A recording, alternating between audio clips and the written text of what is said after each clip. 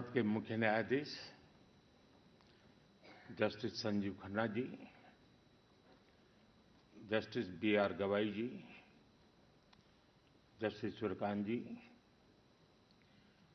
केंद्रीय मंत्रिमंडल के मेरे साथी श्रीमान अर्जुन राम मेघवाल जी, अटॉर्नी जनरल श्री वेंकट रमणी जी, बार काउंसिल के अध्यक्ष Manan Kumar Mishra ji, supreme court bar association के अध्यक्ष श्री कपिल सिब्बल जी, सुप्रीम कोर्ट के न्यायमूर्तिगण, पूर्व मुख्य न्यायाधीशगण, उपस्थित अन्य महानुभाव, देवी और सज्जनों, आपको सभी देशवासियों को संविधान दिवस की बहुत-बहुत शुभकामनाएं।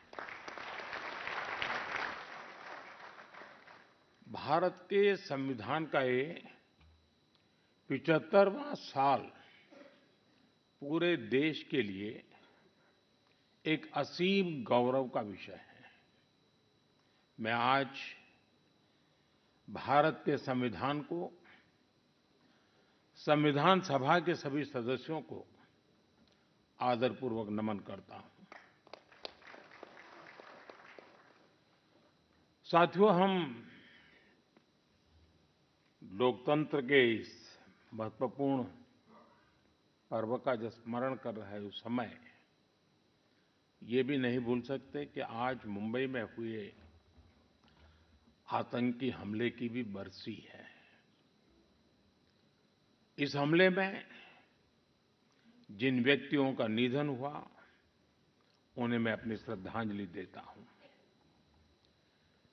मैं देश का ये संकल्प भी दोहराता हूं कि भारत की सुरक्षा को चुनौती देने वाले हर आतंकी संगठन को मुंह तोड़ जवाब दिया जाएगा।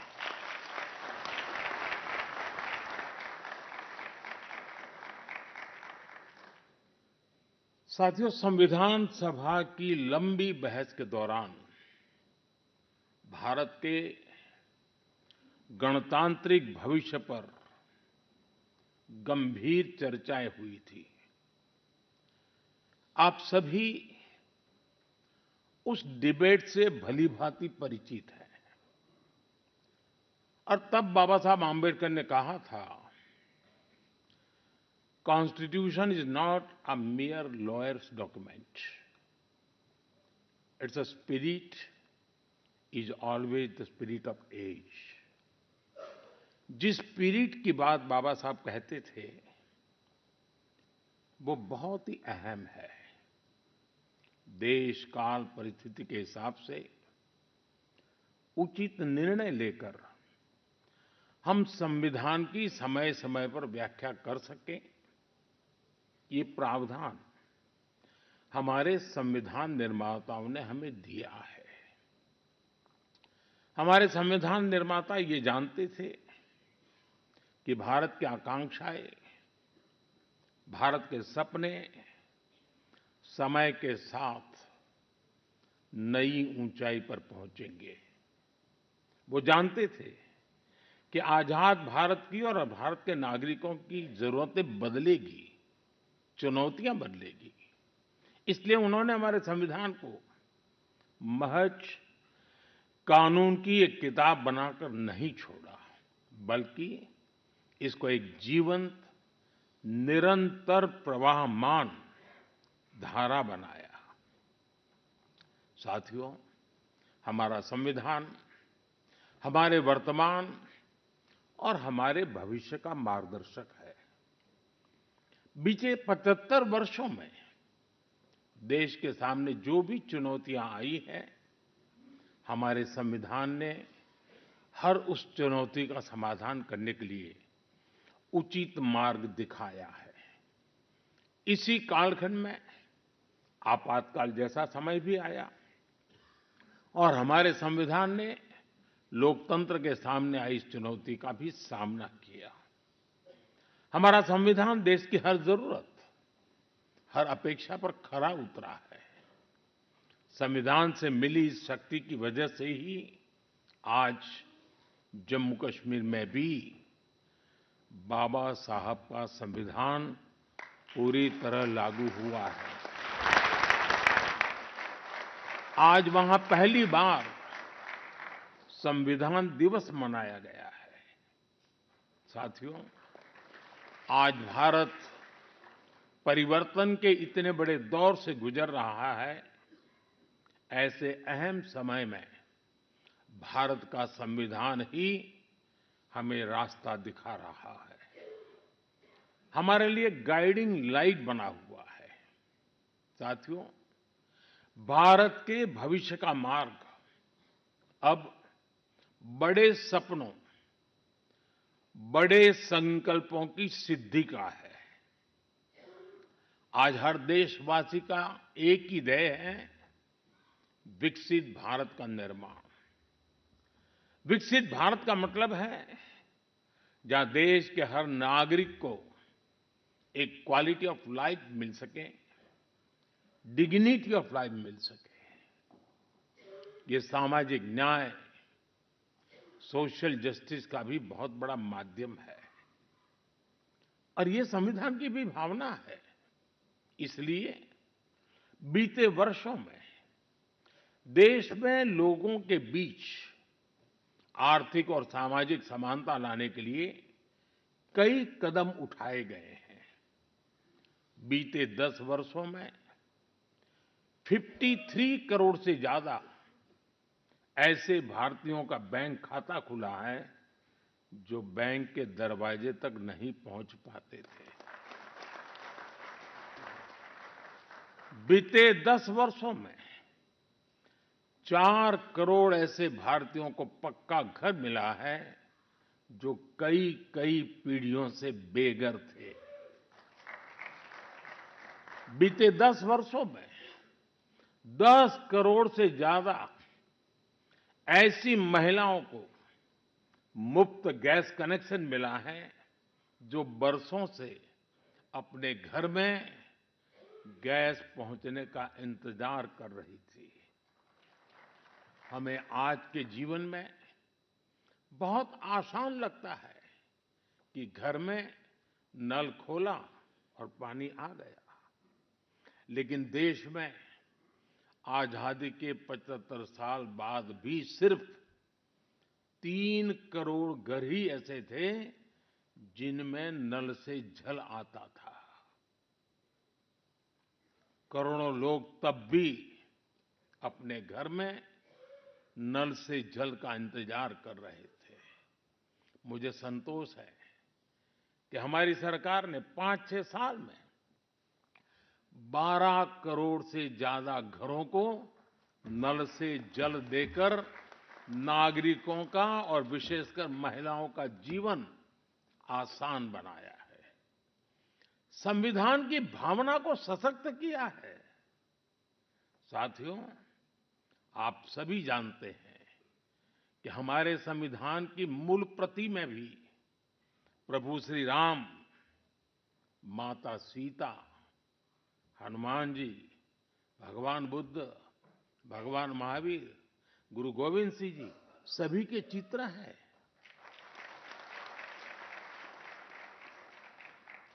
भारत की संस्कृति के प्रतीक इन चित्रों को संविधान में इसलिए स्थान दिया गया ताकि वो हमें मानवीय मूल्यों के प्रति सजग करते रहें।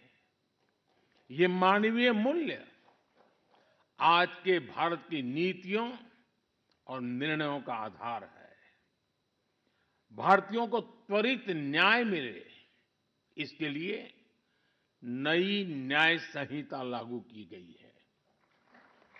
दंड आधारित व्यवस्था अब न्याय आधारित व्यवस्था में बदल चुकी है। महिलाओं की राजनीतिक भागीदारी बढ़ाने के लिए नारी शक्ति बंधन अधिनियम का ऐतिहासिक निर्णय हुआ है। हमने थर्ड जेंडर को उनकी पहचान और उनका हक दिलाने के लिए भी कदम उठाए हैं। हमने दिव्यांगजनों के जीवन को आसान बनाने के लिए भी व्यवस्थाएं बनाई हैं। साथियों, आज देश का बहुत ज्यादा जोर देश के नागरिकों की ईज ऑफ लिविंग पर है, एक समय था जब पेंशन पाने वाले सीनियर सिटीजन्स को बैंक में जाकर साबित करना होता था कि वो जीवित है। आज सीनियर सिटीजन्स को घर बैठे ही डिजिटल लाइफ सर्टिफिकेट्स की सुविधा मिल रही है। करीब-करीब 1.5 करोड़ सीनियर सिटीजन्स अब तक इस सुविधा का लाभ उठा चुके हैं। आज भारत वो देश है जो हर गरीब परिवार को 5 लाख रुपए तक के मुफ्त इलाज की सुविधा देता है। आज भारत वो देश है जो 70 वर्ष से ऊपर के हर बुजुर्ग को फ्री हेल्थ केयर की सुविधा देता है। देश के हजारों जन औषधि केंद्रों पर आज 80% डिस्काउंट पर सस्ती दवाइयां मिल रही हैं। एक समय में हमारे देश में इम्यूनाइजेशन की कवरेज भी 60% से भी कम थी। करोड़ों बच्चे हर साल टीकाकरण से छूट जाते थे। आज मुझे संतोष है कि अब मिशन इंद्रधनुष की वजह से भारत में इम्यूनाइजेशन की कवरेज 100% पहुंच रही है। आज दूर-सुदूर के गांवों में भी समय पर बच्चों का टीकाकरण हो पा रहा है। इन प्रयासों ने गरीबों की, मध्यम वर्ग की बहुत बड़ी चिंता कम की है। साथियों, आज देश में कैसे काम हो रहा है, उसका एक उदाहरण एस्पिरेशनल डिस्ट्रिक्ट अभियान भी है। देश के 100 से अधिक ऐसे जिले जिन्हें पिछड़ा कहा जाता था, हमने उन्हें एस्पिरेशनल डिस्ट्रिक्ट माना और वहां हर पैरामीटर में विकास की गति तेज की गई है। आज देश के अनेक एस्पिरेशनल डिस्ट्रिक्ट दूसरे जिलों से बहुत बेहतर कर रहे हैं। अब इसी मॉडल के आधार पर हमने एस्पिरेशनल ब्लॉक प्रोग्राम भी शुरू किया है। साथियों, लोगों की रोजमर्रा की जिंदगी से परेशानियां खत्म करने पर भी आज देश का बहुत ज्यादा जोर है। कुछ साल पहले तक भारत में 2.5 करोड़ घर ऐसे थे जो शाम होते ही अंधेरे में डूब जाते थे। उन घरों में बिजली कनेक्शन ही नहीं था। सबको बिजली का मुफ्त कनेक्शन देकर देश ने उनके जीवन को रोशन कर दिया है। बीते वर्षों में दूर-सुदूर इलाकों में भी हजारों की संख्या में मोबाइल टावर्स लगाए गए हैं ताकि लोगों को 4G, 5G कनेक्टिविटी मिलती रहे। पहले कभी आप अंडमान या लक्षद्वीप जाते थे तो वहां ब्रॉडबैंड कनेक्टिविटी नहीं मिलती थी। आज अंडर वाटर ऑप्टिकल फाइबर ने ऐसे द्वीपों तक भी अच्छी स्पीड वाला इंटरनेट पहुंचा दिया है। हमारे यहां गांव के घरों, गांव की जमीन से जुड़े कितने विवाद होते रहे हैं, ये भी हम भली-भांति जानते हैं। पूरी दुनिया में विकसित देशों के सामने भी लैंड रिकॉर्ड एक बहुत बड़ा चैलेंज रहा है, लेकिन आज का भारत इसमें भी लीड ले रहा है। पीएम स्वामित्व योजना के तहत आज गांव के घरों की ड्रोन मैपिंग की जा रही है और लीगल डॉक्यूमेंट इश्यू किए जा रहे हैं। साथियों, देश के विकास के लिए आधुनिक इंफ्रास्ट्रक्चर का तेज निर्माण भी उतना ही जरूरी है। इंफ्रास्ट्रक्चर के प्रोजेक्ट समय पर पूरे होने से देश का धन भी बचता है और प्रोजेक्ट भी, उसकी उपयोगिता भी बहुत बढ़ जाती है। इसी सोच के साथ प्रगति नाम से एक प्लेटफॉर्म बनाया गया है जिसमें इंफ्रा प्रोजेक्ट्स का रेगुलर रिव्यू होता है और इनमें से कुछ प्रोजेक्ट्स तो ऐसे होते जो 30-30, 40-40 साल से पेंडिंग थे। मैं खुद इसकी मीटिंग्स को चेयर करता हूं। आपको जानकर अच्छा लगेगा कि अभी तक 18 लाख करोड़ रुपए के ऐसे प्रोजेक्ट्स को रिव्यू करके उनके सामने की अड़चनों को दूर किया जा चुका है। समय पर पूरे हो रहे प्रोजेक्ट्स लोगों के जीवन पर बहुत सकारात्मक प्रभाव डाल रहे हैं। देश में हो रहे ये प्रयास देश की प्रगति को भी गति दे रहे हैं और संविधान की मूल भावना को भी सशक्त कर रहे हैं। साथियों, मैं अपनी बात डॉक्टर राजेंद्र प्रसाद जी के शब्दों के साथ समाप्त करना चाहूंगा।